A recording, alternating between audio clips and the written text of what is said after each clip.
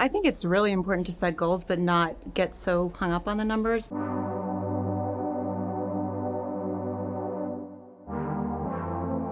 It's such a crapshoot now as to how you build your audience, and some things just don't hit and other things do. So, and I mean, it's like a YouTube video, like you don't know, you can't predict virality or anything else like that. So it's like you just kind of have to have a goal in mind, but base your goal more on engagement.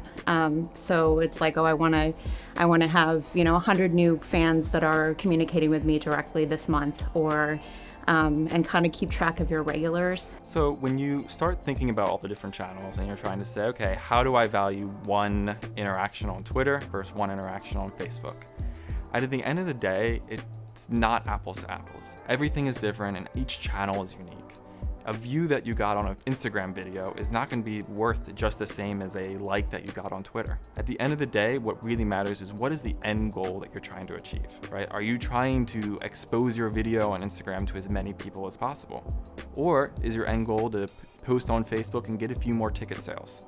So while it's really important to aggregate all this data together on something such as TuneCore Social, it's also really important to look at everything individually. So even if you're getting more followers, let's say on Twitter, right? If you're not getting more engagement, what is really the value of those followers? Are they really bringing any value? Are they even seeing your tweets? So maybe you'll get 10 more followers on Twitter, but if you get 3 more followers on Facebook, isn't that more valuable than those 10 useless Twitter followers? I would say something I see artists getting really hung up on is negative comments. And I mean, you're gonna have that no matter what. So you kind of have to, at a certain point, just move on. And I think that's really hard for artists because they're so dependent on that feedback.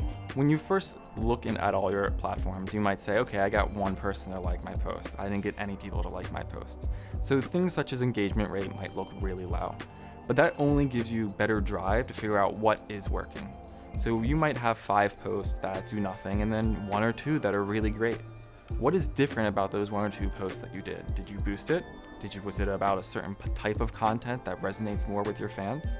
So at the end of the day, while it might be really discouraging, look for the gems in what you're doing and replicate it again.